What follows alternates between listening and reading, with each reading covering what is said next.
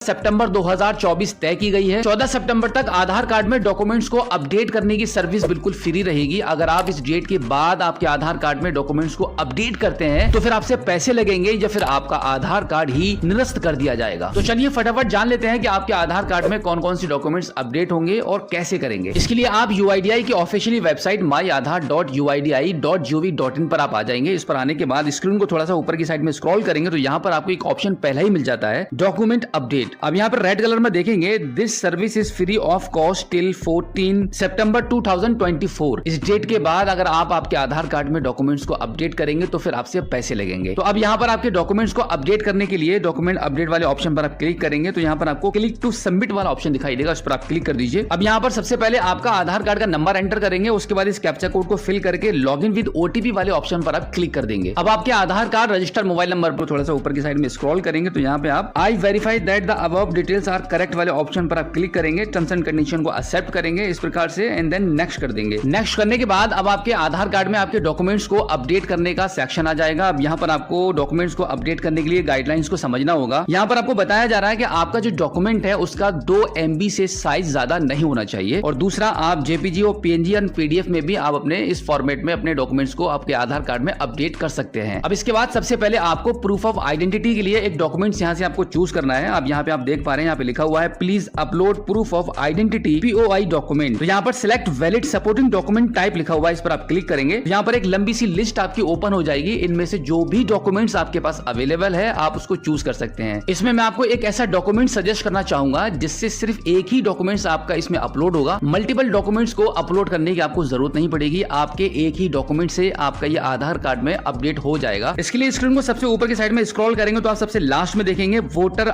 Identity card, ई voter identity card लिखा हुआ है, इसको आप सिलेक्ट करेंगे। अगर आपके पास इस प्रकार का अपडेटेड वोटर ID कार्ड है तो इसी वोटर ID कार्ड से आपके दोनों काम हो जाएंगे। यहाँ पर क्योंकि 2 डॉक्यूमेंट्स आपको अपलोड करने रहते हैं, पहला रहेगा आपको प्रूफ ऑफ आइडेंटिटी और दूसरा रहता है प्रूफ ऑफ एड्रेस। तो आइडेंटिटी और एड्रेस दोनों में ये काम आपका करेगा। अभी हम इसी वोटर ID कार्ड को यहाँ पे अपडेट करने वाले हैं, तो आप यहाँ पे डॉक्यूमेंट एडवाइजरी को एक बार सही से पढ़ के ओके कर दीजिए। ओके करने के बाद अब यहाँ पर आपको view details and upload document लिखा हुआ है, इस पर आप क्लिक करेंगे, कंटिन्यू टू अपलोड करेंगे। अब फाइल्स वाले ऑप्शन पर क्लिक करके आपका जो भी डॉक्यूमेंट्स है उसको सिलेक्ट कर लेंगे। तो इस प्रकार से आपका वोटर ID कार्ड यहाँ पे अपलोड हो जाएगा। उसके बाद स्क्रीन को थोड़ा सा और ऊपर की साइड में स्क्रॉल करेंगे तो यहाँ पे आप देखेंगे please upload proof of address. अब यहाँ पर आपको प्रूफ ऑफ एड्रेस के लिए डॉक्यूमेंट्स को सिलेक्ट करना पड़ेगा, तो select valid supporting document time वाले ऑप्शन पर क्लिक करेंगे तो यहाँ पे आप देखेंगे काफी सारे ऑप्शंस आपको दिखाई दे रहे हैं। इसमें से ये जरूरी नहीं है कि आप सिर्फ वोटर ID कार्ड को ही अपलोड करेंगे। यहाँ पर मैं आपके डॉक्यूमेंट्स को लेकर एक सॉल्यूशन बता रहा हूँ कि सिर्फ एक सिंगल डॉक्यूमेंट्स को भी आप दोनों जगह पे अपलोड करके यहाँ पे आधार कार्ड को अपडेट कर सकते हैं। तो यहाँ पे हम अपने वोटर ID कार्ड को एक बार फिर से यहाँ से चूज कर लेते हैं, उसके बाद ओके कर दीजिए एंड देन यहाँ पे view details and upload documents वाले ऑप्शन पर क्लिक करेंगे, कंटिन्यू अपलोड करेंगे। अब यहाँ पर फाइल्स वाले ऑप्शन को चूज करके अपने डॉक्यूमेंट्स को सिलेक्ट कर लेंगे। जैसे कि आप देख पा रहे हैं हमारा प्रूफ ऑफ एड्रेस के लिए भी डॉक्यूमेंट्स हमारा सिलेक्ट हो चुका है and then terms and condition को यहाँ पे एक्सेप्ट करेंगे और नेक्स्ट कर देंगे। नेक्स्ट करने के बाद एक बार फिर से ओके कर दीजिए इसको कंफर्म करने के लिए। सबमिट करने के बाद आप देखेंगे कुछ इस प्रकार से आपका